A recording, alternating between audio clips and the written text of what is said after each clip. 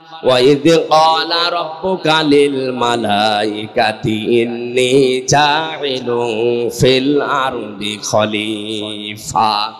আল্লাহ পাক বলেন, স্মরণ করো ওই সময়ের কথা, আমি যখন ফেরেশতাদেরকে বলেছিলাম জমিনে আমি খলিফা পাঠাতে চাই। কি খেয়াল করেন তো, আয়াতের মূল কথা ছিল আমি জমিনে খলিফা পাঠাতে চাই।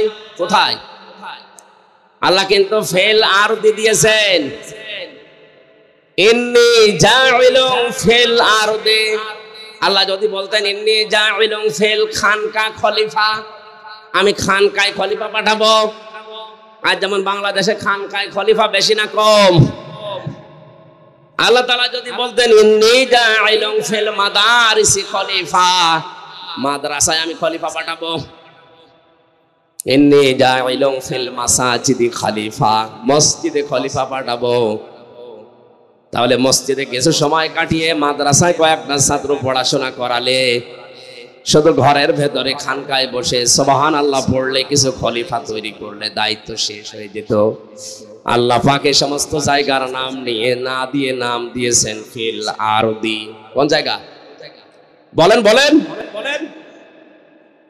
আমি ফিল আরদি খলিফা শব্দ নিয়ে ব্যাখ্যায় পেয়েছি, খলিফা আল্লাহ পাঠাতে চেয়েছেন খানকায়, মসজিদে, মাদ্রাসায়, বাইতের ভেতরে না, পাঠাতে চেয়েছেন জমিনে। আজ বাংলাদেশ সহ বিশ্বের মুসলমানেরা জমিনে নেই, এই জন্য জমিনগুলো আজ জালেমরা চাষ করছে, সব জায়গা দখলে নিয়েছে এখন জালেমরা।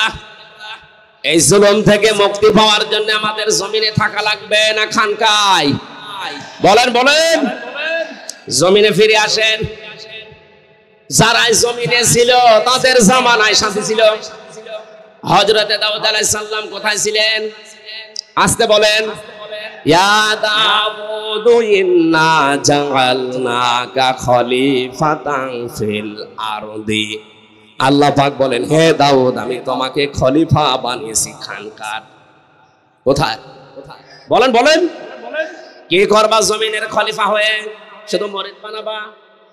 কি ফাহকুম বাইনান নাস বিল হক, মানুষের ভেতরে ন্যায় বিচার করবা। আর ভাই, ন্যায় বিচার করার জন্য যে জায়গাগুলো লাগে, একটা জায়গা আজ মুসলমানদের হাতে নেই। যতগুলো জায়গা আপনি খেয়াল করে দেখেন, সবগুলো পৃথিবীতে জালেমদের হাতে। আপনি ন্যায় বিচার করবেন কি দিয়ে, কোন জায়গায় করবেন, সে জায়গাও নেই, সে জিনিসও নেই। বস করে ন্যায় বিচার করা যায়? আল্লাহ ফাহকুম বাইনান নাস দিয়েছেন, ন্যায় বিচার করা লাগবে গরু ছাগলের ভেতরে। বলেন বলেন? লিন্নাস, কোন মানুষ? মরা মানুষ। লাম ব্যবহার করা হয় 19টা অর্থে, তার একটা অর্থ আছে লাম ব্যবহার হয় জীবিত মানুষদের জন্য। নবী দাউদকে আল্লাহ ডাক দিয়ে জানিয়েছেন জমিনের খলিফা হয়ে শুধু গরু ছাগলের বিচার না, তোমাকে বিচার করা লাগবে, ন্যায় বিচার করা লাগবে মানুষের ভেতরে। মানুষের বিচার করতে গিয়ে ওয়ালা তাত্তাবিউল হাওয়া ফায়ুযিল্লাকা আন সাবিলিল্লাহ, মন মতো রায় দেওয়া যাবে না, বিচার করা যাবে না। তাহলে আল্লাহ নিজে তোমাকে সৎ পথ থেকে গোমরা পথে চালিয়ে দেবে, তার পথ থেকে সরিয়ে দেবে। জোরে বলেন নাউজুবিল্লাহ। আজ বাংলাদেশ সহ বিশ্বের বিচার ব্যবস্থায় যারা আছেন, এটা কিন্তু একটা আমানতের চেয়ার। কথা বলে না কেন? এই চেয়ারে যারাই বসে আছেন তাদের একটু উদাসীনতার কারণে আজ হাজারো মানুষ জেলখানার ভেতরে অন্ধকার প্রকোষ্ঠে পড়ে আছে। আমি কোন অপরাধে 3 বছরে অন্ধপ্রকোষ্ঠে থাকবো? আপনি জবাব দেন। চুরি করলেও সর্বোচ্চ শাস্তি দেয় 3 মাস।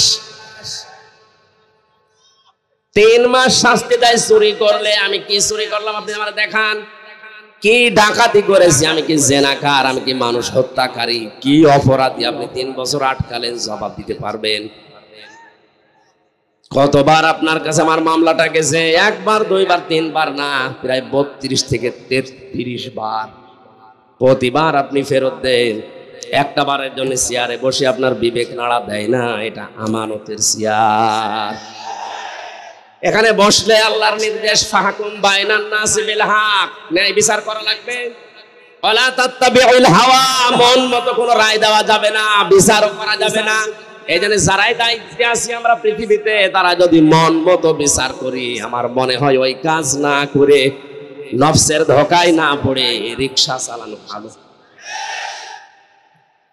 আমি আপনাকে বাঁচার জন্য বলছি, আপনি ধরা খাবেন, আল্লাহ আপনাকে তার পথ থেকে দূরে সরিয়ে দেবে। আর আল্লাহর পথ থেকে দূরে সরে গিয়ে তামাম দুনিয়ার মালিক হয়ে আপনি কি করবেন? চোখ বন্ধ হওয়ার পরে ওইগুলো সব জাহান্নামে নেওয়ার জন্য ব্যস্ত হয়ে পড়বেন। আমার ভাইরা, জন্য আমাদের থাকা লাগবে কোথায়? আরো জোরে। আমরা জমিনে আছি না? নেই। আর আমরা জমিনে নেই। কেউ মসজিদে ঢুকে বসে আছি, কেউ খানকায়, কেউ মাদ্রাসায়, কেউ বাড়িতে। জমিটা যেহেতু ফাঁকা, এই জন্য তো মন মতো জমি চালাচ্ছে তামাম দুনিয়ার জালেমেরা। এখানে যদি ন্যায় বিচার প্রতিষ্ঠা করতে হয়, আমাদেরকে জমিনে ফিরে আসা লাগবে। আল্লাহ আমাদেরকে হযরতে ওমরের মতো জমিনে ফিরে আসার তৌফিক দিন। জমিনে শুধু যে আপনি কি করবেন? অবতাগু মিন ফাদলিল্লাহ, আল্লাহর অনুগ্রহ তালাশ করেন।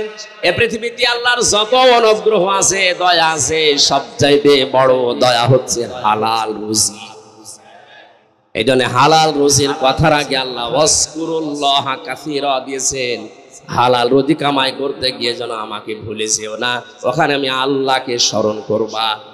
যারা আজ দোকানদারি করে, ব্যবসা করে, তাদেরকে আল্লাহ জানিয়েছেন ওয়াইলুল লিল মুতাফফিফিন আল্লাযীনা ইযা ক্তালু আলান নাসি ইস্তাউফুন।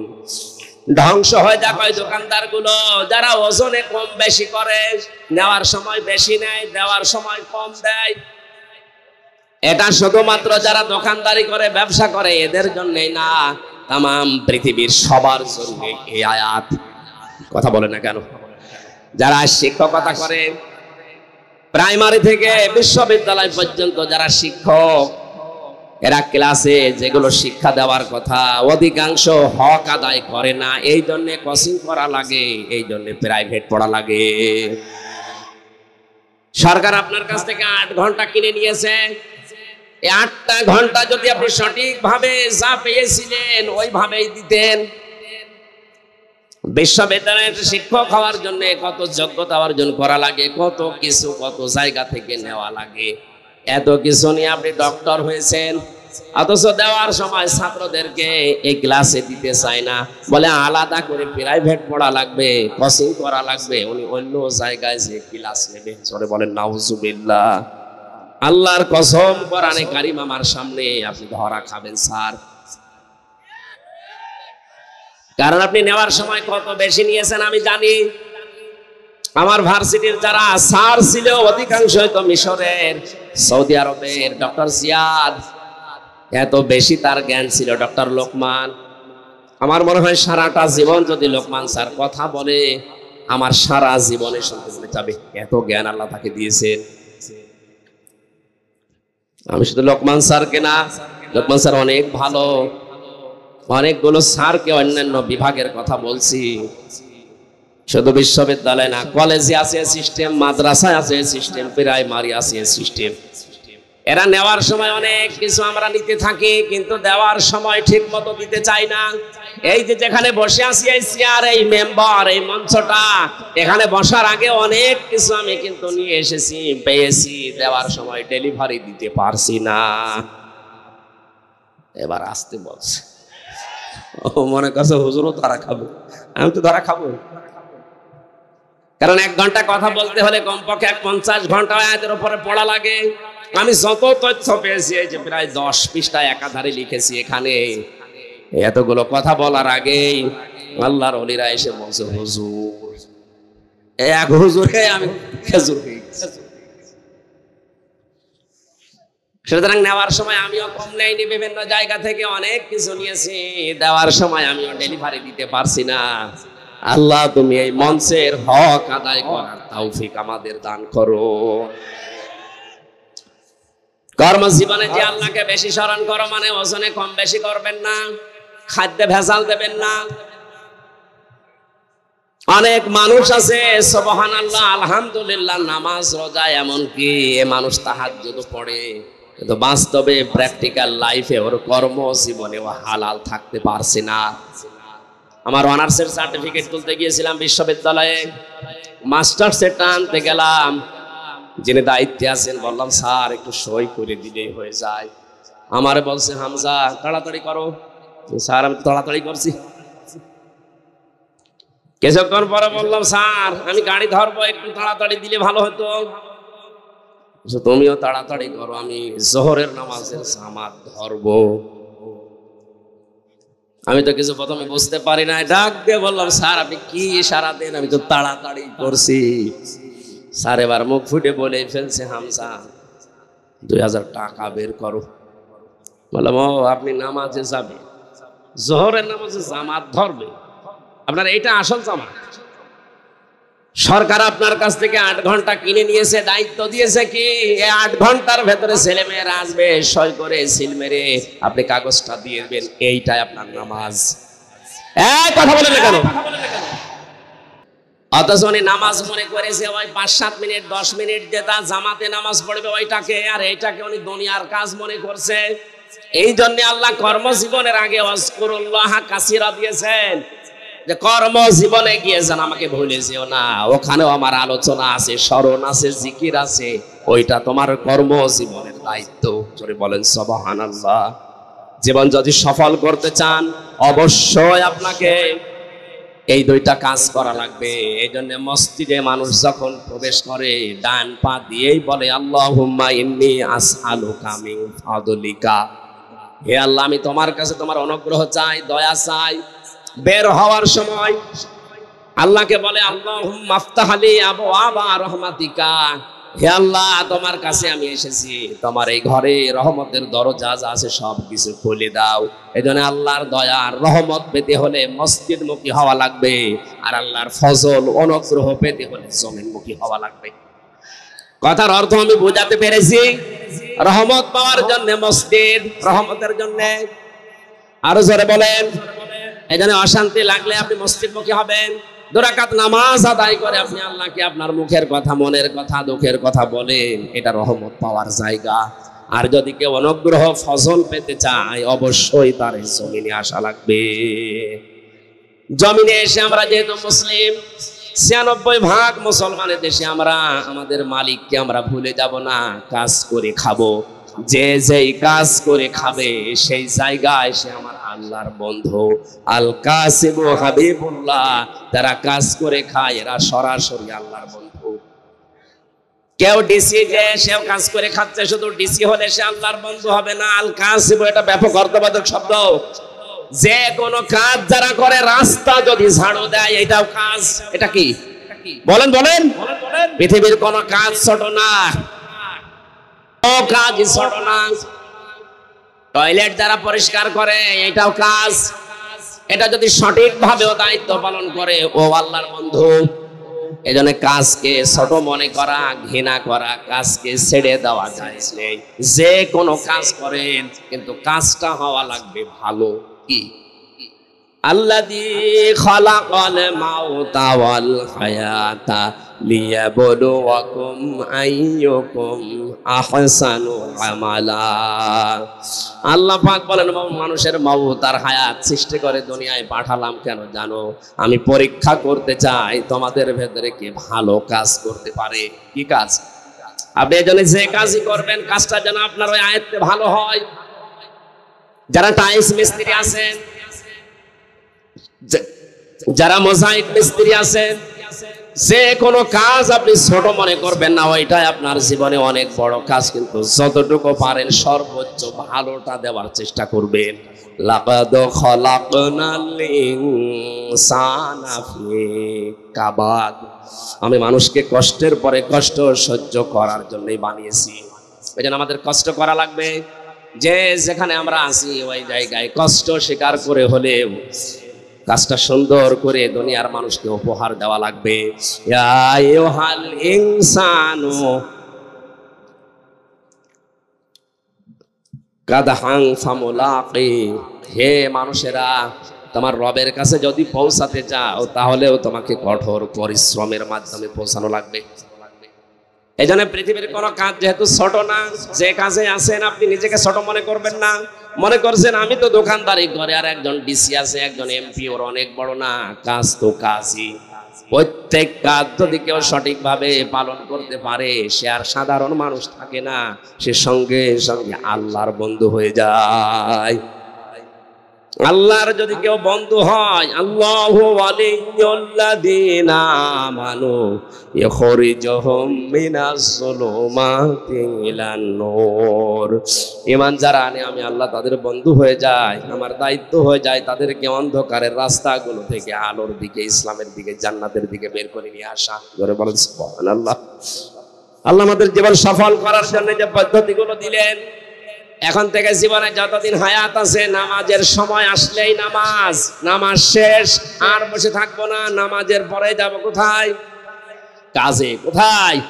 যে যেই ধরনের কাজ পেয়েছেন কাজ করেন, ওই কাজে যে সঠিক থাকতে পারলে আপনি আল্লাহর ওলি হয়ে, বন্ধু হয়ে দুনিয়া থেকে বিদায় নিতে পারবেন। আল্লাহ আমাদের তাওফিক দিন, জোরে বলেন আমিন।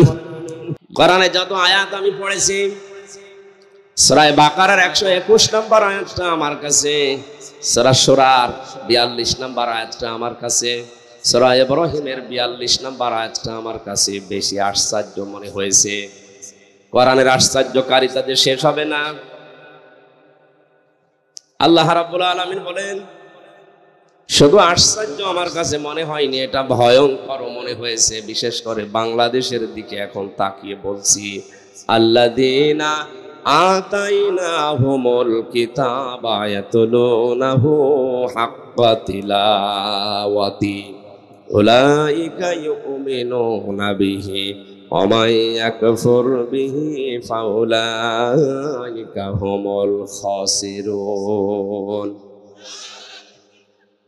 আমি মাওলানা আজিজুল ইসলাম জিহাদি, আমিরুল ইসলাম বেলালি, এনাদের মতো তো চিল্লাতে তো পারি না, আমার গলাও সেরকম না। কথাগুলো বোঝানোর চেষ্টা করছি, আপনি যদি বুঝতে পারেন আর আমলে পরিণত করতে পারেন, মাহফিল সাকসেস হবে। আমি সহ যারা উপস্থিত আছি সবাইকে আয়াতটা থেকে 4টা শিক্ষা নেওয়ার জন্য আহ্বান জানাচ্ছি। খুব ভালো করে শুনবেন। আল্লাহ পাক বলেন, আমি যাদেরকে কিতাব দিয়েছি তারা এই কিতাবের হক আদায় করে তেলাওয়াত করে। কি আদায় করে? বলেন বলেন।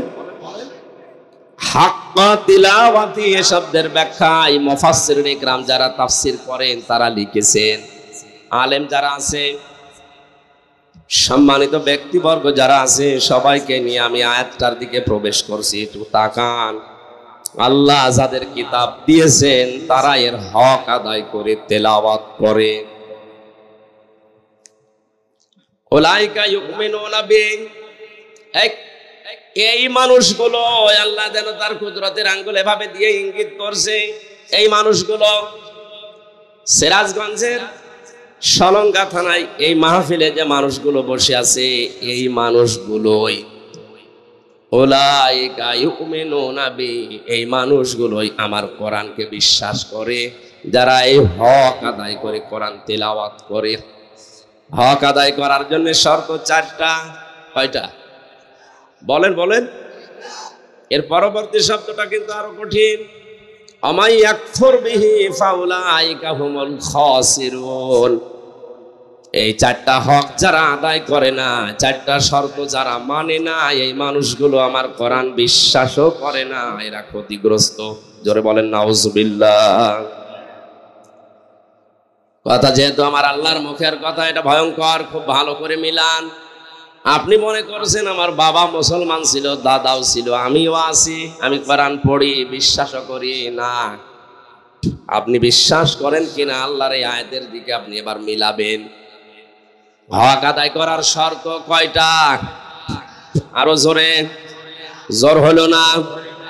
1 নম্বরে এটা শুদ্ধ করে পড়া লাগবে। এখানে এখনই যদি জরিপ চালানো হয় 100 জনের, আমার মনে হয় 95 জন হাত তুলবে যে পড়তে পারি না।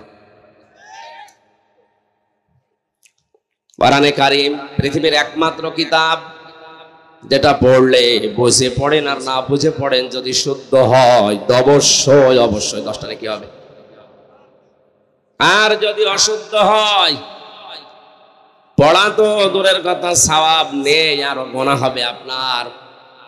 অনেক মানুষ পড়ে ইদা জা নাসরুল্লাহি ওয়াল ফাত, এরকম পড়ে না? যা একটা পড়লাম এটা কি সত্য হয়েছে? হ্যাঁ না, ইদা জা নাসরুল্লাহ এখানে সোয়াদ আছে, নাসর শব্দের শাব্দিক অর্থ সাহায্য, আর নুন সিন র নাসার মানে কি পাখি যেন বলে যে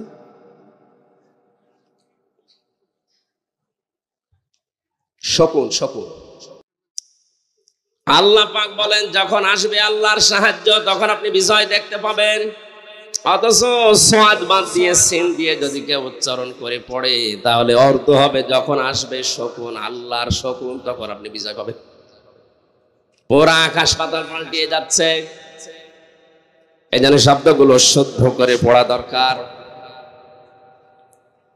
কোন একটা কিতাবে যেন পড়েছিলাম, এক হিন্দু বেটা প্রায় 18 বছর পর্যন্ত তার এক দেবতার নাম দিয়ে সকালবেলা জপত, সামাদ ইয়া সামাদ ইয়া সামাদ।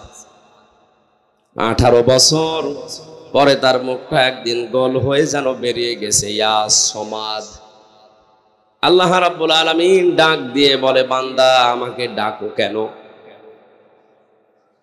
ফেরেশতারা বলে, রব্বুল আলামিন নাফরমান তোমারে ডাকে না, ওর দেবতাকে ডাকছে। আল্লাহ পাক বলেন, ফেরেশতারা আজ 18 বছর ওর মুখের দিকে আমি তাকিয়ে আছি, কখন আমার বান্দার মুখটা গোল হয়ে শুদ্ধ করে আমার নামটা বের হয়। সামাদ মানে যার অভাব আছে, আর সমাদ মানে যার অভাব নেই।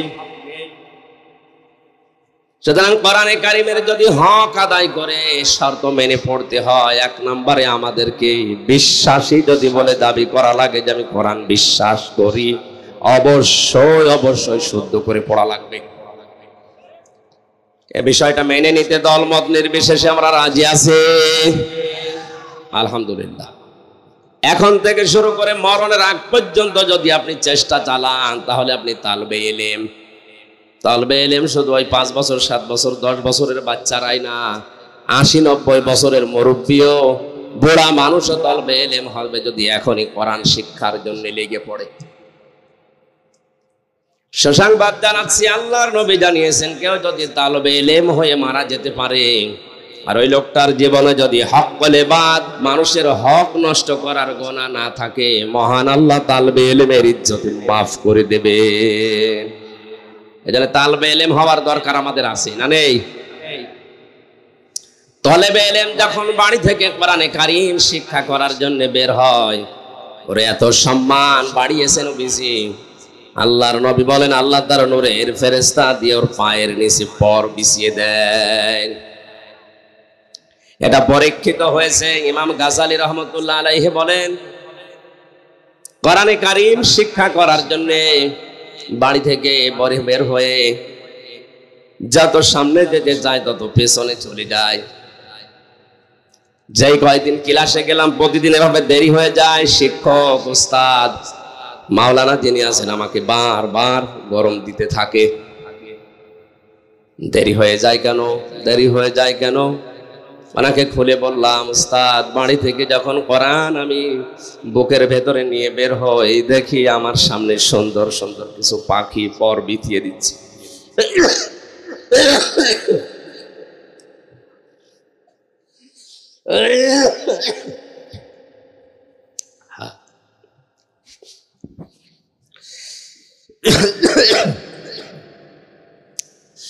পাখিগুলো এত সুন্দর জীবনে এর আগে কোনোদিন দেখি নাই। এ পাখি দেখার সঙ্গে সঙ্গে এক হাত দিয়ে কোরআন ধরার পরে আর এক হাত দিয়ে সরাতে থাকি। যত সরিয়ে দিতে চাই তত জোর করে আমার পায়ের নিচে পর বিছিয়ে দেয়। এগুলো সরাতে সরাতে আমার দেরি হয়ে যায়। উস্তাদ চোখের পানি ফেলে তাকে বুকে জড়িয়ে কপালে চুমা দিয়ে বলে, আল্লাহর বান্দা, হে আমার সন্তান, তুমি যে ছোট ছোট পাখিগুলো দেখেছিলে এটা আসলে পাখি না, এটা নূরের ফেরেশতারা তোমার পায়ের নিচে পর বিছিয়ে দিয়েছে। আশা করছি যে বয়সেই হোক কোরআন না শিখে মরব না, এই সিদ্ধান্ত আজকে নিয়ে যাবেন। রাজি আছেন? আলহামদুলিল্লাহ। দ্বিতীয় শর্ত হচ্ছে শুধু কোরআন পড়লেই হবে না, এটা বুঝতে হবে। আজ 100 জনের ভেতরে 95 জন তো আমরা পেলাম পড়তে পারে না, 5 জন পারে, তার 4 জন বোঝে না। এখানে আজকের যে সূরা জুমার 10 নম্বর আয়াতের তাফসীর করা হবে, আপনি যদি কোরআন কিছু না বোঝেন তা আপনি কি করে আমার তাফসীর বুঝবেন বলেন? এজন্য হালকা পাতলা হলেও আপনাকে কোরআনে কারীম বোঝার মতো যোগ্যতা অর্জন করা লাগবে। আল্লাহ রাব্বুল আলামিন বলেন, ওয়ালাকাদ ইয়াসসারনাল কুরআনা লিযিকরি ফাহাল মিন মুদ্দাকির। এই কোরআন আমি সহজ করে দিয়েছি, এখান থেকে উপদেশ নেওয়ার মতো কেউ আছো কি? আল্লাহর এই আফসোস যেন আর না থাকে, আমরা চেষ্টা চালাবো ইনশাআল্লাহ। 3 নাম্বার, এটা শুধু বুঝলেও হবে না, এটা যতটুকু বুঝলেন ততটুকু প্র্যাকটিক্যাল লাইফে আমল করা লাগবে। 4 নাম্বারে শুধু আমল করলে হবে না, এটা পৌঁছিয়ে দেওয়ার নিয়ত এবং বাস্তবে আমি অন্যকে মানাবো এই সিদ্ধান্ত নিয়ে এখান থেকে বাড়ি যাওয়া লাগবে। উলাইকা ইউমিনুনা বি, এই মানুষগুলো আমার কোরআন বিশ্বাস করে। বলে হাক্কা তিলাওয়াতির শর্ত কয়টা? বলেন বলেন।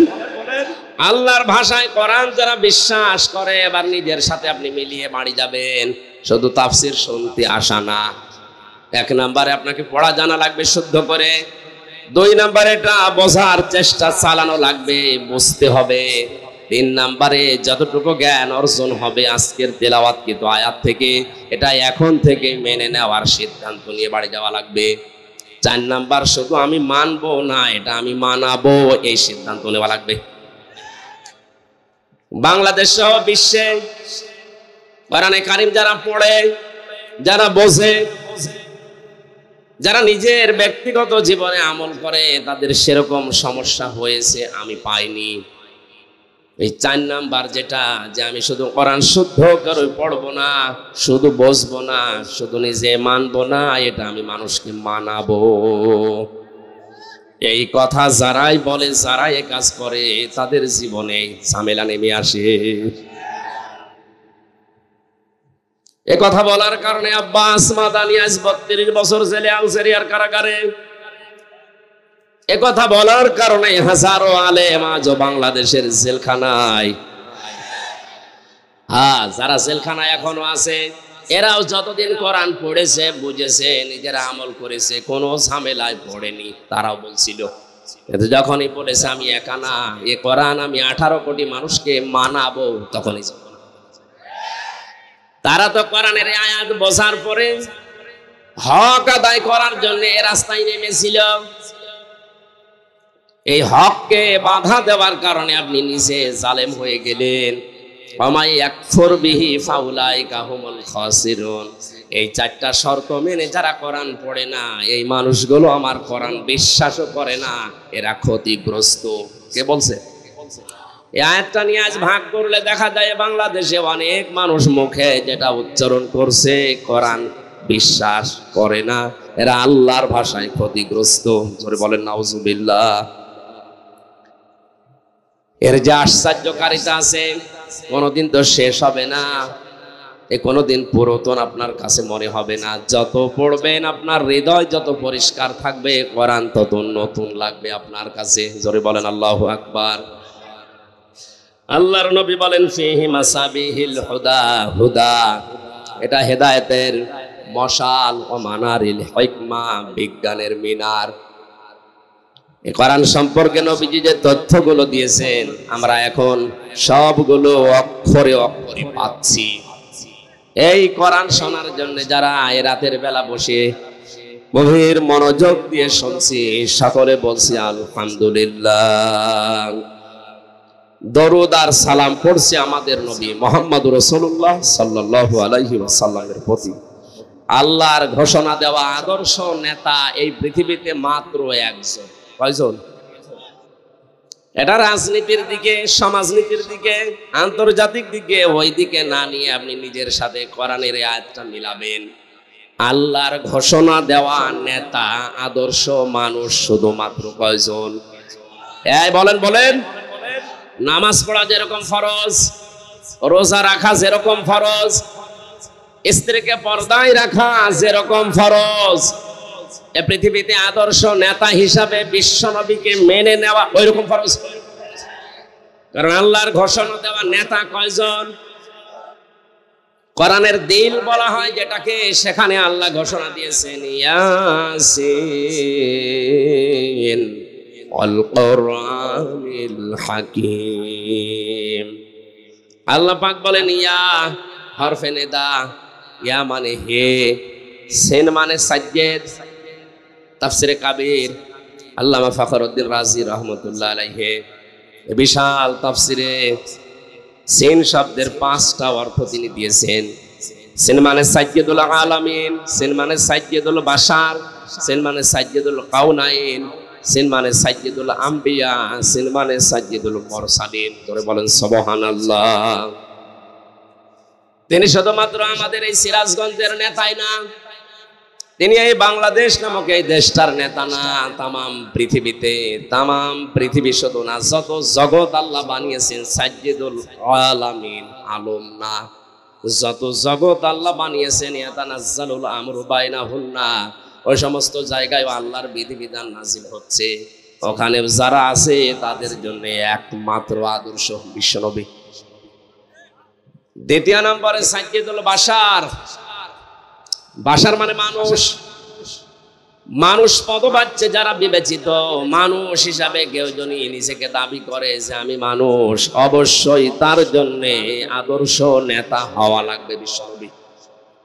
কথা বলেন না, মানুষ দাবি করার পরেও কেউ যদি নবীর আদর্শ না মেনে অন্য কাউকে মেনে চলে, ইয়াসিন আয়াত অনুযায়ী আর মানুষ নেই, অন্য কিছু। এই কথা বোঝার চেষ্টা করেন ভাই।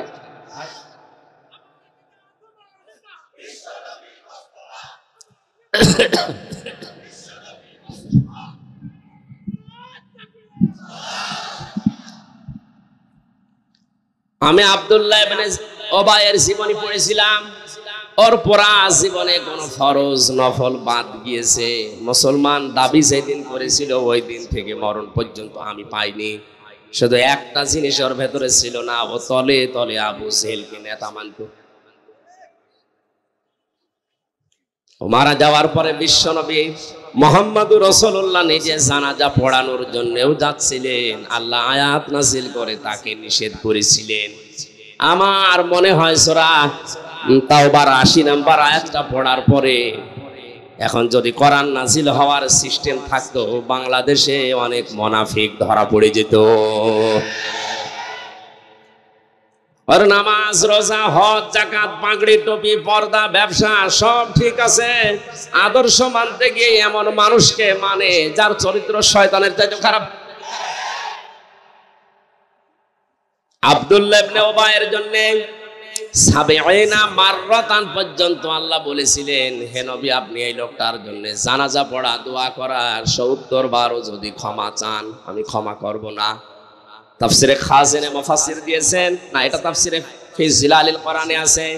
সাইয়্যিদ কুতুব বলেন আল্লাহ রাব্বুল আলামিন ৭০ মাররাতান যখন বললেন, নবীজি বলেন ভাই জিবরাইল ৭০ বার দোয়া করলে আল্লাহ মাফ করবে না, আমি এই লোকটার জন্য ৭১ বার ক্ষমা চাবো। কত?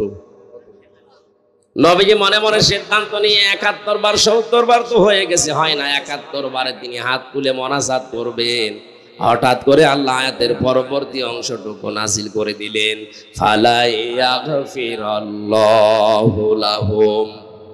এখানে যদি কা শব্দ দিত তাহলে আমাদের কোনো ঝামেলা থাকতো না, হোম দেওয়ার কারণে আমরাও ঝামেলায় পড়ে গেছি। ইয়াগফির এটা মাজারে বর্তমান, ভবিষ্যৎ, প্রেজেন্ট, ফিউচার, এর আগে লান আছে, এর আগে আবার ফা আছে। খুব খেয়াল করে শুনেন, ফালা ইয়াগফিরাল্লাহু লাহুম, হে নবী আপনি এই লোকটার জন্য ৭১ বার ক্ষমা চাওয়ার মন স্থির করেছেন যে ৭১ বার মাফ চাবেন। এর জন্য যদি কিয়ামত পর্যন্ত আপনি মাফ চান, একে শুধু মাফ করবেন তা না, হোম বহু বচন দিয়ে আমি জানিয়ে দিলাম, এর মতো চরিত্র কিয়ামত পর্যন্ত যাদের হবে তাদের জন্য যদি কেউ ক্ষমা চায় তারও মাফ নেই। তাহলে ওর নামাজ ছিল রাসূলের পেছনে, ও রোজা রাখতো রাসূলের সাথে, ইফতারি করতো রাসূলের সাথে, ওর ছেলের নাম, নিজের নাম, বাবার নাম, নাতি ছেলের নাম পর্যন্ত নবীজির কথা শুনে সব আব্দুল্লাহ আব্দুল্লাহ রেখেছিল। নবীজির কথা মানতে আমি তাকে একেবারে পাইনি তা না, জীবনে বহু অনুসরণ সে করেছে, শুধু তলে তলে ওর আদর্শ ছিল আবু জেহেল। এই ছোট্ট কথা থেকে যদি আপনি শিক্ষা নিতে না পারেন, তাহলে আমার মনে হয় আপনার কপালে কোরআন হেদায়েত দিতে পারবে না। এই 1.5 ঘন্টার কথা শুনে যদি আপনি হেদায়েত পেয়ে যান, হ্যাঁ পেতে পারেন যদি আপনার মন থাকে। কি থাকে? গিরিশচন্দ্র সেনের কথা আমরা শুনেছি, কোরআনে কারিম বঙ্গ অনুবাদ করে, শুধু তা না, ও তাফসিরও লিখেছে। অথচ এই লোকটা কোরআন আমাদের চাইতে বেশি পড়েছে, বেশি লিখেছে, বেশি বুঝেছে, বেশি শুনেছে। কথা বলেন না কেন? তাফসির লিখতে হলে এক একটা শব্দের একাধিক অর্থ জানা লাগে।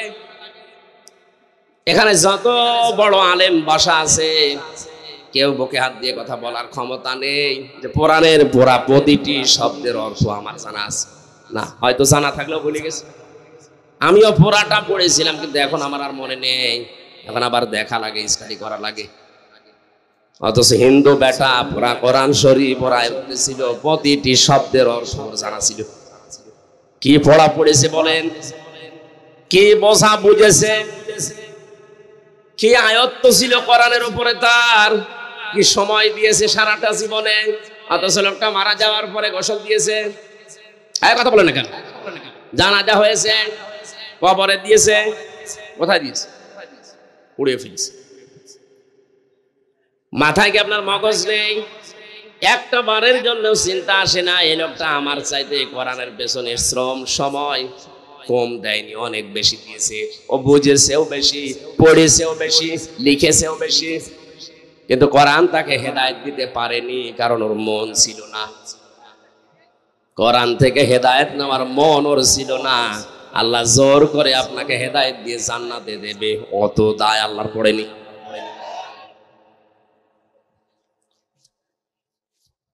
এই জন্য আপনি মন তৈরি করেন।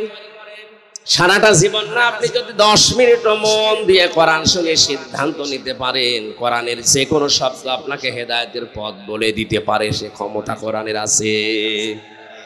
এই লোকটার জীবনী সম্পর্কে আল্লাহ কোরআনের আয়াত এমনিতে নাজিল করেনি, বলেন তো 70 মাররাতান দিয়েছেন আল্লাহ। নবী আপনি 70 বারও দোয়া করলে হবে না। নবীজি শেষ পর্যন্ত 71 বার দোয়া করার জন্য প্রস্তুতি নিচ্ছিলেন।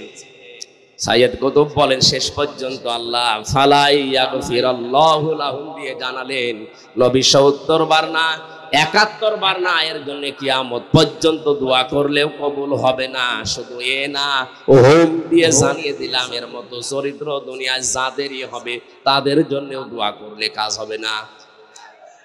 এখান থেকে আমরা ঝামেলায় আসি না নেই? বলেন বলেন। কারণ নবীরা ছাড়া কারো ঈমান নিরাপদ না, যে কোনো সময় আপনি বেঈমান হয়ে যেতে পারেন। এই জন্যই মাঝে মাঝেই হযরতে ওমর হুযায়ফা ইবনে ইয়ামিনকে ডাক দিয়ে বলতেন, ভাই নবীজি তো অনেক গোপন কথা তোমার কাছে বলেছে, আমি শুনেছি ইন্তেকালের আগে মদিনায় মুনাফিক কারা কারা আছে তাদের একটা লিস্ট তোমাকে দিয়েছে, একটু দেখে বলো তো এই লিস্টের ভেতরে আমার নামটা আছে কিনা। হযরত হুযায়ফা বলে, খলিফাতুল মুসলিমিন কি বলেন আপনি, আপনার নাম থাকবে মানে? আপনি তো জিন্দা অবস্থায় জান্নাতের গ্যারান্টি পেয়েছেন। হযরতে ওমর ডাক দিয়ে বলে, হুযায়ফা দুনিয়াতে নবী ছাড়া কারো ঈমান নিরাপদ না, কখন না জানি মানুষ বেঈমান হয়ে যায় শয়তানের ধোঁকায় পড়ে। যদি দেখো আমার নামটা ওই লিস্টের ভেতরে আছে, এখনো পর্যন্ত তওবা করার সময় আছে, আমি এখনো ফিরে আসবো, ভালো হয়ে যাবো। সরি বলেন সুবহানাল্লাহ। কারা কোন টেন্ডেন্সিতে ছিল তারা, আর আমরা আছি কোন ধান্দায়। এজন্য কখন আপনার ঈমান চলে যায় বলা যায় না, এখনই আপনাকে পরিবর্তন হওয়ার সিদ্ধান্ত নেওয়া লাগবে। যদি কোনো নেফাকি, কোনো মুনাফিকি আমার ভেতরে থেকে থাকে, আছে কিনা আজকে আমি আলোচনার মাধ্যমে ফুটিয়ে তুলবো ইনশাআল্লাহ। বলে সাইয়্যিদ বাশার দিয়ে যেটা তাফসিরে মুফাসসির জানাতে চেয়েছেন, মানুষ দাবি করার পরেও যে বিশ্ব নবীকে আদর্শ মানে না, ও মানুষ না, ও জানোয়ার। এটা এই দেশের জন্য না, কথা বোঝেন আমার। আপনার হাতে পায়ে ধরে বলছি, আপনি আর যাই করেন আপনার আদর্শ যেন বিশ্ব নবী হয়, নয়তো দুনিয়াতেও আপনি অনেক কিছু হারাবেন, মরণের পরে তো আপনি হারিয়ে বসে আছেন। কারণ কবরের ভেতরে 3 নাম্বার এই প্রশ্ন হবে, মান হাযার রাজুল, এই লোকটা কে ছিল?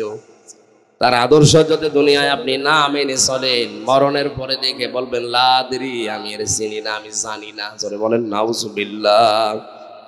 3 নম্বরে সাইয়্যিদুল কাওনাইন, তিনি শুধু এই জগতের না, উভয় জগতের মানুষ আর জিন যত সৃষ্টি আল্লাহ পাঠিয়েছেন সবার জন্যই ছিলেন আদর্শ। 4 নম্বরে শুধুমাত্র মানুষের না, মানুষের ভেতরে দামি মানুষ যারা নবী এবং রসুল, তাদেরও জন্য আমার নবী ছিলেন আদর্শ। জোরে বলেন আল্লাহু আকবার। এই জন্য ইয়াসিন সূরাটা একবার পড়লে 10 খতম করার সওয়াব হয়, অবশ্যই হয়। এখানে 86টা আয়াত আছে। আমি প্রায় 75টা বিষয় এই সূরার ভেতরে আলোচনায় পেয়েছি। সারা জীবনে যারা এই 75টা বিষয় বাস্তবে প্র্যাকটিক্যাল লাইফে আমল করতে পারবে, তারাই কোরআনে কারিমের এই সূরা ইয়াসিন থেকে যেটা আল্লাহ দিতে চান ওইটা পাবে। 10 খতম করেন, কোরআন শরীফ পড়ার সওয়াব অবশ্যই আপনি পাবেন। কিন্তু সওয়াবগুলো টিকে থাকার জন্য যে পেছনে সেলাই করা দরকার, ওই সেলাইগুলো হচ্ছে 75টা আমল। তাফসীর ফি জিলালিল কোরআনটা, এই সূরা ইয়াসিনের তাফসীরটা যতটুকু সময় পাবেন দেখবেন, আপনার সূরা ইয়াসিন পড়ার পরে 10 খতম পড়ার সওয়াব পাওয়া যায়। এই সওয়াব ধরে রাখার যে নিয়ম ওখানে দেওয়া আছে। আল্লাহ তৌফিক দিন, বলেন আমিন। সূরা জুমা 10 নম্বর আয়াতটা আমরা পড়েছি, তাফসীর আকারে কথা বলার জন্য তৌফিক কামনা করছি আল্লাহর। জবান খুলে বলেন আউযু বিল্লাহি মিনাশ শাইতানির রাজিম, বিসমিল্লাহির রহমানির রহিম। ফাইদা কুদিয়াতিস সালাতু ফান্তাশিরু ফিল আরদি ওয়াবতাগু মিন ফাদলিল্লাহ ওয়াযকুরুল্লাহা কাসীরান লাআল্লাকুম তুফলিহুন।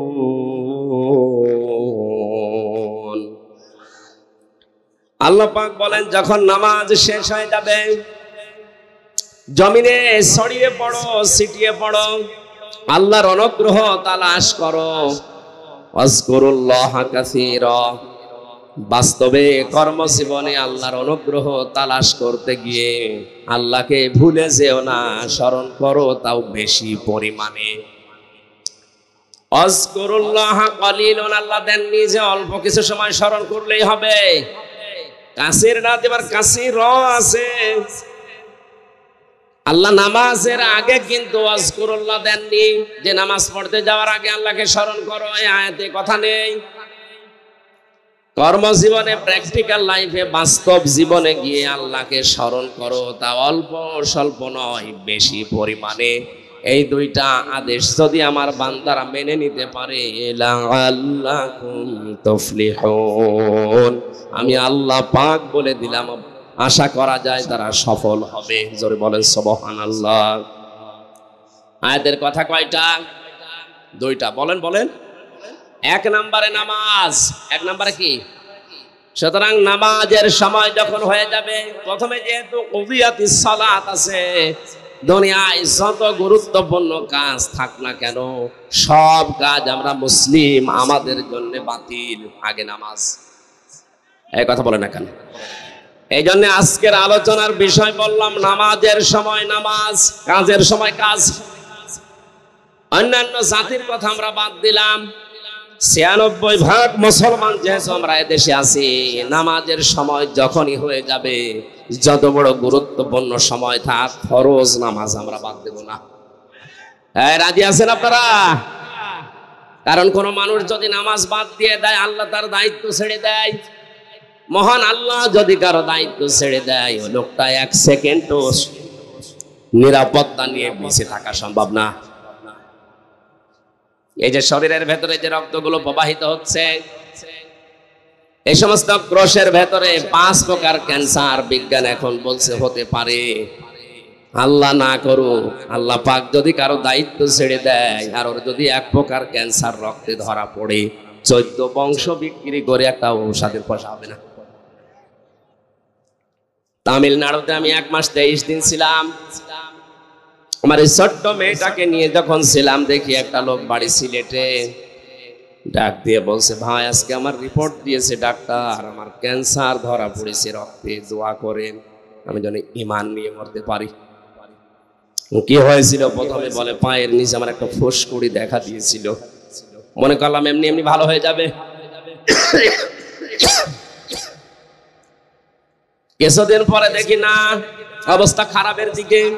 সিলেটে দেখালাম, ঢাকাতে দেখালাম, ওরা বলে আপনি ভারতে যান।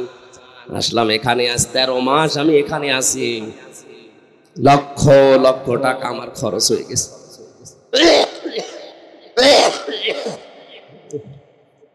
ঠিক আছে,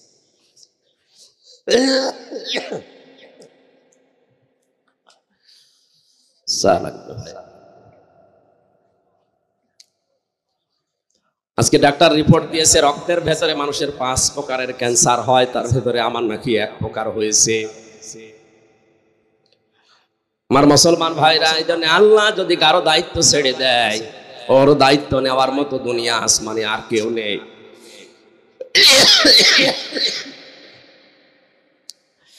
যেন আল্লাহর জিম্মায় থাকতে হলে তার সবচাইতে বড় হুকুম যেটা নামাজ, এটা পড়ার দরকার আছে না নেই? দুনিয়ার অনেক কিছু আছে এর ভেতরে, তা আখিরাতে তো আছে। পৃথিবীতে কোনো মানুষ যদি 5 ওয়াক্ত নামাজ আদায় করার আগে ওযু করে, মহান আল্লাহ তাকে অনেক রোগ শোক থেকে বাঁচিয়ে রাখেন। জোরে বলেন সুবহানাল্লাহ। যে সেই কর্মজীবনে আছেন, আজকে থেকে সিদ্ধান্ত নিয়ে যাবেন, জীবনে আজরাইল আসার আগে আমি মুসলিম, আমি ফরজ নামাজ ছেড়ে দেব না। এটা তো আপনি আজ 10-20 বছর একাধারে শুনছেন। হযরতে আব্দুল্লাহ আনসারীর জীবনী পড়েছিলাম, তিনি মাত্র 1 বার শুনেছিলেন এই ফরজ নামাজের গুরুত্ব। পরিবারস্থ লোকদেরকে গর্তের ভেতরে রেখে হলেও তিনি নামাজে আসতেন। হযরত ওমর একদিন নালিশ দিলেন, ইয়া রাসূলুল্লাহ, এই লোকটা প্রতিদিন পেছনে আসে নামাজে আর সবার আগেই দৌড় দিয়ে চলে যায়।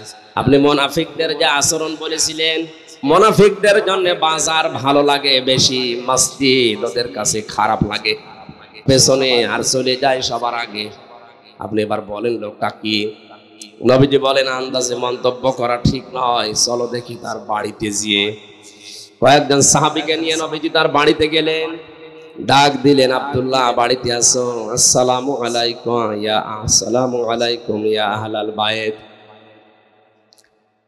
1 বার 2 বার 3 বার ডাক দেওয়ার পরে কাঁপতে কাঁপতে হযরতে আব্দুল্লাহ আসলেন।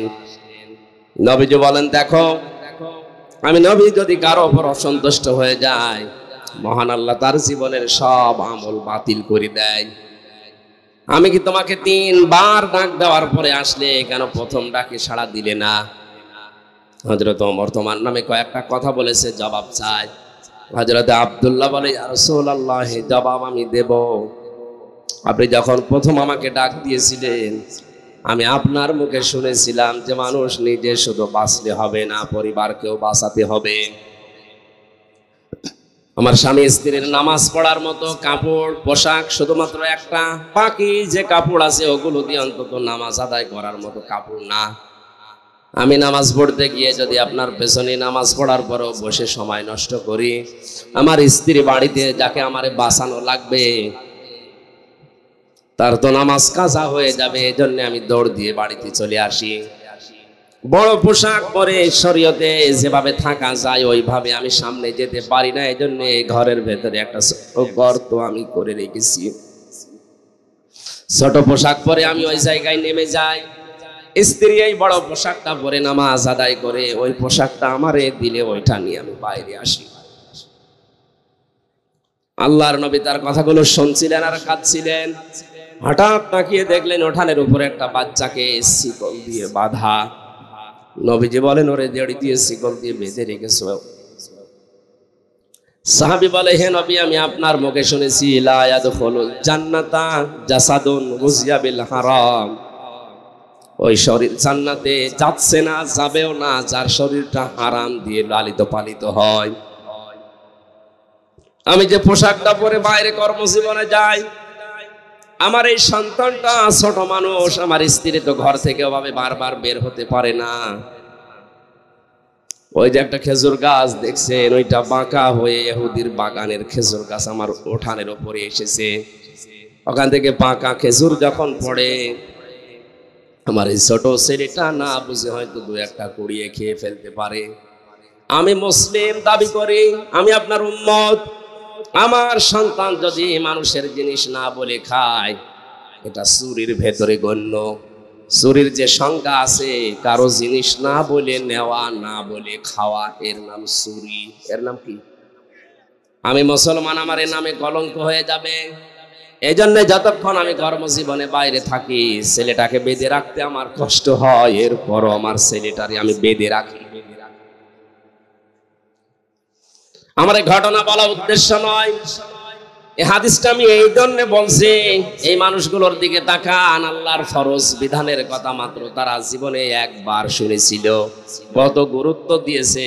আমরা জন্মের পর থেকে শুনতেছি নামাজ, এই নামাজের গুরুত্ব আমাদের কাছে গুরুত্ব আসে না।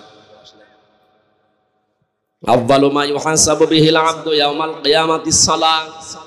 নবীজি বলেন, কিয়ামত যেদিন কায়েম হবে, সর্বপ্রথম আল্লাহ কিন্তু মানুষকে নামাজের হিসেব ধরবেন। জিজ্ঞাসা করবে, হামজা জীবনে নামাজ পড়েছিলি কিনা আগে বল। আমার জীবনে যদি ফরজ সেজদাগুলো না থাকে, ওই দিন আমি কিন্তু 100 ভাগ ধরা খেয়ে যাব। মিথ্যা যদি বলি হ্যাঁ আমি নামাজ পড়েছিলাম, আল্লাহ রাব্বুল আলামিন বলেন, তাহলে সেজদা দিয়ে এবার দেখা। বেনামাজি মানুষগুলো সেজদা দিতে পারবে না, সূরা কলমের ভেতরে আছে। আল্লাহ পাক বলেন, ওই মানুষগুলো তখন উল্টিয়ে পড়বে, লক্ষ লক্ষ মানুষের সামনে তখন তারা অপমান হবে। সুতরাং কিয়ামতে কোটি কোটি মানুষ থাকবে, এগুলোর সামনে অপমান না হয়ে যদি সম্মান পেতে চায়, আমাদের এই জীবদ্দশায় নামাজের দরকার আছে না নেই? আশা করছি আজকের এই ওয়াজ শোনার পর থেকে মরণ পর্যন্ত ফরজ নামাজ ছাড়বেন না। যত বড় গুরুত্বপূর্ণ কাজ থাক না কেন, অন্তত যদি নফল আর সুন্নত পড়তে নাও পারেন, পরে পড়ে নিয়ে ফরজটা অবশ্যই আদায় করবেন। হ্যাঁ, মানুষ নামাজ অনেকে পড়ে না, তার ভেতরে অন্যতম কারণ হচ্ছে অধিকাংশ মানুষ নামাজের বিষয়ে জানে না। আমার কুষ্টিয়া জেলার গ্রামের বাড়িতে যেখানে হালসা, মাঝে মাঝে ওখানে যেতাম, যেয়ে দেখি ফজরের নামাজে মাত্র 3 জন। ইমাম সাহেব মুয়াজ্জিনকে বললাম, কই মানুষ কই? বলে, হুজুর এলাকার মানুষ নামাজ পড়ে না। পড়ে না, এ দোষ শুধু ওদের না, এ দোষ আমার। আসলে নামাজ যে কি, নামাজের ভেতরে কি পাওয়া যায়, নামাজে কি মজা আছে, এটা এলাকার অধিকাংশ মানুষ জানে না। এই কারণে ওরা নামাজে আসে না। সুতরাং এটা আগে জানানো লাগবে। সূরা ফাতিহা বাদ দিয়ে 4টা সূরা যদি শুদ্ধ করে অর্থ সহ একটু আড্ডু হলেও ব্যাখ্যা সহ ওদেরকে জানানোর ব্যবস্থা করা যায়। নামাজের 13টা ফরজ, 14টা ওয়াজিব দিয়ে অন্তত নামাজ কি, এটা যদিও নামাজের শান্তি পায়, এই 3 জন না, এই ফজরের নামাজে 300 মানুষ হাজির হবে। একটা মাদ্রাসাও করে দিয়েছিলাম আমার মায়ের নামে। 1টা বছর পরে দেখি নামাজি প্রায় 5 থেকে 6 কাতার এখন প্রায় নামাজি হয়ে গেছে। মানুষ তো তারাই ছিল, শুধুমাত্র কোরআনে কারীম জানার ব্যবস্থা করে, বোঝার ব্যবস্থা করে দেওয়ার কারণে এখন তারা নামাজে মজা পেয়েছে, পিটালেও এখন তারা নামাজ ছাড়বে না। আপনারাও এলাকায় এরকম ব্যবস্থা করবেন, মসজিদে হোক, খানকায় হোক, মাদ্রাসায় হোক, মক্তবে হোক, নামাজ, ইসলাম মূল নীতি যেগুলো আছে, ফরজ বিধানের, এগুলো মানুষকে জানানোর ব্যবস্থা করেন। মানুষ যদি সত্যিই নামাজে মজা পেয়ে যায়, ওই যে 2 জন সাহাবীর কথা হাদিসে এসেছে, বিশ্ব নবীর তাদের পাহারায় রেখেছিলেন। তাবু পাহারা দিতে গিয়ে একজন বলছে, সারা রাত এভাবে 2 জন জেগে থেকে লাভ নেই, একজন ঘুমিয়ে যায় আর একজন পাহারা দাও। সাহাবী চিন্তা করছে, যখন ঘুমিয়ে গেছে, আমি সময়টা নষ্ট না করে নামাজে দাঁড়িয়ে কাটাই, কারণ এমনি এমনি কোরআন পড়লে সওয়াব হবে, 10টা করে নেকি হবে, আর নামাজে দাঁড়িয়ে তেলাওয়াত করলে 70টা নেকি হবে। যে সময়টা কাজে লাগায় আমি নামাজে দাঁড়িয়ে নামাজে তেলাওয়াত করছিলেন, দুশমন এসে দেখে কালো একটা পিলারের মতো কি যেন দাঁড়িয়ে আছে। অন্ধকারে মানুষ না পিলার বুঝতে পারার জন্য তীর নিক্ষেপ করেছে। তীরটা এসে তার ডান বাহুর ভেতরে লেগেছে। নামাজে তেলাওয়াতে তিনি এমন মজা পাচ্ছিলেন, নামাজ ছেড়ে দেননি। বাম হাতের ভেতরে আরেকটা লেগেছে। চিন্তা করছে এভাবে দুইটা লাগার পরে এখন যদি আমার বুকের ভেতরে পিঠের ভেতরে একটা তীর লেগে যায়, আল্লাহর নবী আহত হয়ে যাবেন। এই চিন্তা করে তিনি নামাজ শেষ করে সাহাবী পাশে যেটা আছে তাকে জাগালেন। জাগিতে ঘুম থেকে উঠে দেখছে দুই পাশে দুই তীর। ডাক দিয়ে বললেন, এ আমার সাথে দুই পাশে দুই তীর কেন? তিনি বিস্তারিত বলার পরে বললেন, আমাকে কেন ডাকলেন না? সাহাবী বলে, আল্লাহর বান্দা, আমি নামাজে দাঁড়িয়ে আমার আল্লাহর সাথে কথা হচ্ছিল, এত বেশি মজা পাচ্ছিলাম এই নফল নামাজটাতে। প্রথম তীরটা লাগার পরে আমি খেয়াল করি নাই, দ্বিতীয় তীরটা লাগার পরেও আমি খেয়াল করছিলাম না। মনের ভেতরে একটা চিন্তা এসেছিল, কি যেন আমার শরীরে এসে বিদ্ধ হয়েছে। চিন্তা করলাম, আপনি তো ঘুমিয়ে আছেন, কি যেন এসে বিদ্ধ হয়ে গেল। এই অবস্থায় যদি আর একটা কিছু এসে আমার বুকের উপরে লাগে, আমি যদি মারা যাই, তাহলে বিশ্ব নবী আহত হয়ে যাবেন। এই চিন্তা যদি মনের ভেতরে উকি না দিত, জীবন চলে গেল, আমি নামাজ বাদ দিতাম না। তারাও তো আমাদের মতো রক্ত মাংসে মানুষই ছিলেন। অনেক মানুষ বলে আমি নামাজ পড়তে পারি না কাজের যন্ত্রণায়। আপনার মতো মানুষই আছে, তারা কাজ করে খায় কিন্তু ফরজ নামাজ ছাড়ে না। এখানে যে যে কর্মজীবনে আছেন, কর্মজীবন তো লাগবেই। আল্লাহ কর্ম করার আগেই নামাজের পয়েন্টটা আগে দিয়েছেন আয়াতে। এটা নয়, মূল কথা এইটাই, আমরা যাই করি নামাজ যেন ফরজটা বাদ না দেই। মা বোন যারা এসেছেন তাদের জন্য মাত্র কয়েকটা ওয়াজ করছি তিরমিজি শরীফ থেকে। সম্মানিত মা বোনেরা, আপনার তাওয়াক্কুল হওয়া লাগবে হযরতে হাজিরা রাদিয়াল্লাহু তাআলা আনহার মতো। আপনার ইবাদত বন্দেগী হওয়া লাগবে হযরতে মরিয়মের মতো। আপনার দৃঢ় ঈমান তৈরি করা লাগবে হযরতে আসিয়া রাদিয়াল্লাহু তাআলা আনহার মতো। আপনার স্বামী ভক্তির উদাহরণ হওয়া লাগবে খাদিজাতুল কুবরা রাদিয়াল্লাহু তাআলা আনহার মতো। আপনার জ্ঞান অর্জন করার স্পৃহা থাকা লাগবে হযরতে আয়েশার মতো। আপনার পর্দা পশিদা এগুলো থাকা লাগবে বিশ্ব নবীর ছোট মেয়ে ফাতেমাতুজ জোহরার মতো।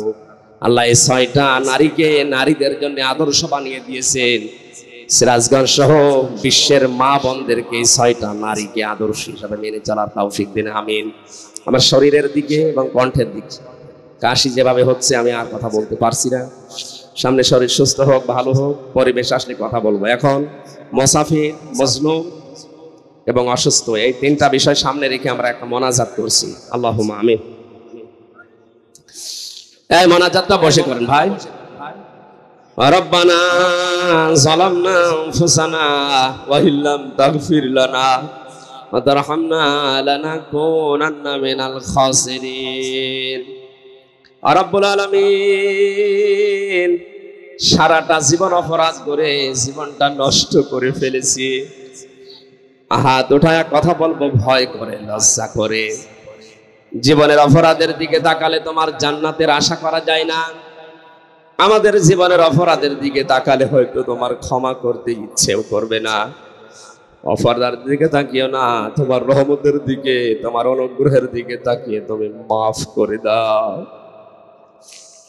সূরা জুমার এই 10 নম্বর আয়াতে যে আদেশগুলো তুমি আমাদেরকে দিয়েছো, অক্ষরে অক্ষরে পালন করার সুযোগ এবং পরিবেশ তৈরি করে দাও। এই মাহফিলের আয়োজন যারা করেছে, শোনার জন্য যারা এসেছে, কিয়ামতের ওই কঠিন ময়দানে এটা জান্নাতে যাওয়ার একটা মাধ্যম বানিয়ে দিও আল্লাহ। সম্মানিত মা বোনেরা পর্দা আড়ালে বসে আছেন, আল্লাহ তাআলা তাদেরকে এই 6 জন নারীকে সামনে রেখে জীবন চালানোর তৌফিক দাও। তাদের তাওয়াক্কুল তুমি হযরতে হাসিরার মতো বানিয়ে দাও।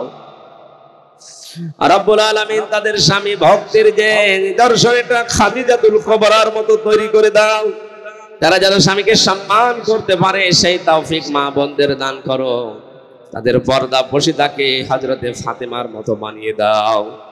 তাদের দৃঢ় ঈমানকে হযরতে আসিয়ার মতো বানিয়ে দাও। আল্লাহ তাআলা তিরমিজি শরীফের হাদিসটা আমাদের মা বোনদেরকে তুমি বাস্তব জীবনে প্রেক্ষাপটে এই দেশে মেনে চলার সুযোগ করে দাও। যত অতিথি আজকে এসেছে আল্লাহ, আমি কোরআন হাদিস থেকে সঠিকটা তুলে ধরার তৌফিক তুমি আমাকে দিয়েছো, আমি তুলে ধরেছি। এই মানুষগুলোকে তুমি মেনে চলার তৌফিক দাও। আমাদের অনেকের রোগ শোক আছে, বিশেষ করে আমি নিজে অসুস্থ, শেফায়ে কামেলা আজলা নসিব করো রব্বুল আলামিন। আমার কণ্ঠটা, আমার শরীরটা তুমি ভিক্ষা দাও, আমাকে জ্ঞান তুমি ভিক্ষা দাও।